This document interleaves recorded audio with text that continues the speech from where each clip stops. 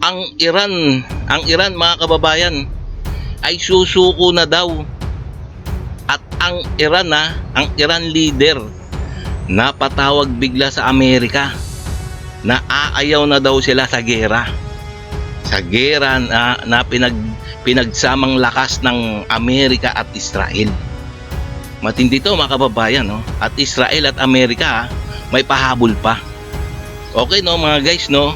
So kung bago pa lang sa aking channel please like and subscribe na lang muna sa ating YouTube channel bago tayo mag-umpisa.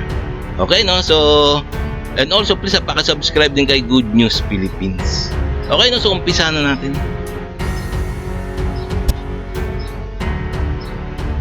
Israel at Amerika may pahabol pa sa Iran. Bago opisyal magdeklara si President Trump ng tigil putukan ng 5 araw, pinasabog muna ng magkaalyado ang ilang military installation ng Iran Military Naval Facility ng Iran.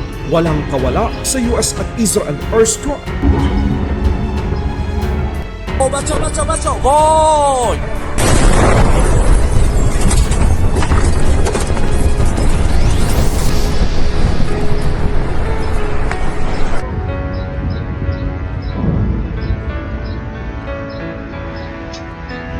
Ipinahayag naman ng US Central Command ang kanilang pambihirang datos ng pakikipagbakbakan sa Iran. Mahigit 7,000 targets ang tinamaan, mahigit 7,000 combat flight ang isinagawa ng US Navy, US Marine at Air Force. Mahigit 150 Iranian vessel ang nasira, nawasak at lumubog. Ito ang isa sa mga dahilan kung bakit nakikiusap ang Iran na isama ito sa kasunduan sa Amerika, isang garantiya sa hinaharap na wag na muling sasalakay ng Amerikang Iran. President Trump ginulat ang mundo habang hinihintay ng lahat ang gagawin nitong hakbang laban sa Iran matapos ang kanyang 84 na oras na ultimatum para buksan ang Strait of Hormuz. Dahil sa takot na maubos ang mga infrastruktura at magkaroon ng malawakang blackout, mga opisyalis ng Iran biglang tumawag sa Amerika upang makipagnegosasyon. Ayon kay President Trump, nakikiusap ang bagong liderato ng Iran na huwag ituloy ng Amerika ang plano nito dahil nakahanda silang tumupad sa mga kahilingan nito. Ipinahayag ng Pangulo ng Ayan mga kababayan na ang Iran leader ang mga Iran leader de umano tumawag na sa Amerika. Parang nagmamakawa na itigil na ng Amerika at Israel ang pambobomba sa kanilang bansa. Kasi alam nyo naman pag inumpisa ng Amerika at Israel talagang dudurugin. Dudurugin talaga ang kalaban. So doon siguro natakot ang Iranian leader. Mauubos talaga sila. Hindi sila tatantanan ng Amerika at Israel hanggang hindi nauubos ang mga military hardware ng Iran. Pati mga leader. Amerika na ipagpaliban muna ang pag-atake sa mga malalaking pasilidad sa enerhiya ng Iran ng 5 araw habang nag-uusap ang dalawang bansa. Inilahad ni President Trump na sa inisyal na pag-uusap, merong 5 kritikal na kailangan sundin ang Iran. Una, walang nuclear bomb. Pangalawa, limitado lamang ang bilang at mga operational range ng mga missile ng Iran. Pangatlo, kapayapaan sa gitnang silangan. Walang proxy tulad ng Hamas, Hezbollah, Houthi at iba pa. Pang-apat, walang enrichment ng uranium. Pang-lima, kailangang i-turn over ng Iran sa Amerika ang mga enriched uranium na kasalukuyang nasa posisyon nila. Kapag ito ay formal ng lalagdaan ng Iran ang kasunduan, malaking development ito para sa tuluyang pagkakaroon ng maayos na ekonomiya, pamumuhay, kapayapaan at seguridad sa bawat bansa sa Middle East at sa buong mundo. You want from You these believe in talks? taking CNN over Newsmax? What You believe exactly it? are you looking for in these talks, Mr. President? We're looking for all of the things that we've been talking about. We want to see no nuclear bomb, no nuclear weapon, not even close to it. Low key on the missiles. We want to see peace in the Middle East.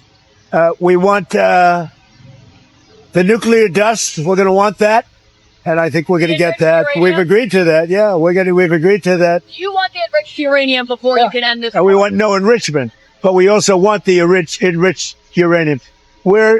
If this happens, it's a great start for Iran to build itself back, and it's everything that we want. And it's also great for Israel, and it's great for the other Middle Eastern countries, Saudi Arabia, UAE, Qatar, all of them. Kuwait and Bahrain in particular. So it's great for all of them. If the Mr. war is President- ending, do you still need 200 billion? Thank you. What about the Strait of Hormuz? Who's going to be in control of That'll that? be open. Ayan, tignan nyo naman mga kababayan ha. Ang tanging gusto lang ni President Donald Trump ay mawala ang nuclear bomb ng Iran. At isa pa, yung mga Iranian missile nila ay ang gusto ni Trump ay itigil na nila ang kanilang paggawa ng mga Iranian missile. Ayun lang ang gustong-gusto, pero kung magmamatigas pa talaga ang Iran, talagang dudurugin. Talagang dudurugin talaga ni Uncle Sam ang Iran. Kaya diretso natin. Opened very soon if this works. How soon? And who's in Immediately. control of it? Will Iran Immediately. still be able to control the flow of oil? Be jointly controlled. By who? Maybe me.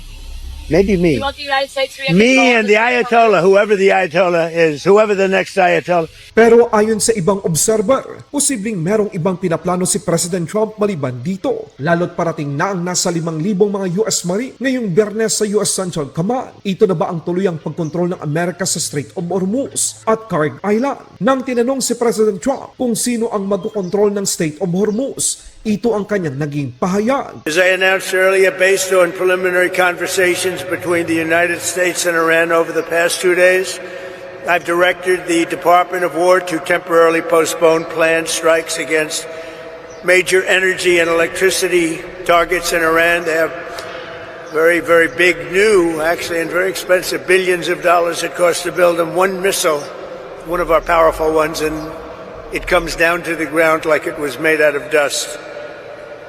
But to determine whether a broader agreement can be reached, we've had very good discussions, very, very good discussions. And you have to understand, I know my whole life has been a negotiation, but with Iran, we've been negotiating for a long time. And this time, they mean business. And it's only because of the great job that our military did is the reason they mean business. They want to settle, and we're going to get it done, I hope. And that's why I'm here today. In fact, we were going to cancel because we have a couple of events going on, as you probably noticed. And that's gone. We eliminated their Air Force. We eliminated all of their air defense, everything. We eliminated everything there is to eliminate, and we eliminated them. We eliminated their leaders. We had the first set of leaders. They're gone. Then they met, 88 people met. And it's sad. I mean, it's sad they couldn't have made a deal. We could have made a deal with them a long time ago. Then the second set, 88 people met to pick a new leader, and they're now extinguished. And then they're meeting again, but now nobody wants to be the leader. It's one of the few political jobs that nobody wants anywhere in the world. Nobody wants it. Provide a brief update on Operation Epic Fury, which is a very good name, as it turns out. Now Iran has one more opportunity to end its threats to America and our allies, and we hope they take it. Either way, America and the entire world will soon be much safer and will be a much more secure planet. It comes down to the ground like it was made out of dust. So we are now having really good discussions. They started last night, a little bit, the night before that. And I think they're very good. They want peace. They've agreed they will not have a nuclear weapon, et cetera, et cetera. But we'll see. You have to get it done. But I would say there's a very good chance. Very, very big, new, actually, and very expensive, billions of dollars it costs to build them. One missile. But we'll see what happens. I think there's a very good chance we're going to end up in a deal. And so we're giving it 5 days, and then we're going to see where that takes us. And I would say at the end of this period, I think it could very well end up being a very good deal for everybody. As good as if we went all the way and just literally annihilated the place, which I've directed the Department of War to temporarily postpone planned strikes against. Yon mga kababayan. Kita nyo naman kita nyo naman na si President Donald Trump matapang na talagang gusto niya talagang matigil na ang kahibangan kahibagan ng Iran tungkol sa nuclear bomb at sa mga missile na malalakas. Ayaw niya yan. Kaya nga gustong-gusto niyang banataan to, durugin ang Iran military. Yan. Kaya yan napapala ng Iran. Ayun, wasak-wasak na yung bansa nila. Kaya nga ang gusto ni Trump papasabugin lahat ng energy system ng bansang Iran. Mga instruktura, mga mahalagang mga instruktura tulad ng dam, planta ng kuryente, mga tubig, wawasakin, gustong-gustong wasakin ni Donald Trump lahat yan. Nang sa ganon, magutom na yung mga Iranian military. Kaya yun, napatawag Iranian leader sa Amerika na susuko na sila. Kaya nga abangan natin yan susunod na araw kung talagang seryoso ang Iran na sumuko.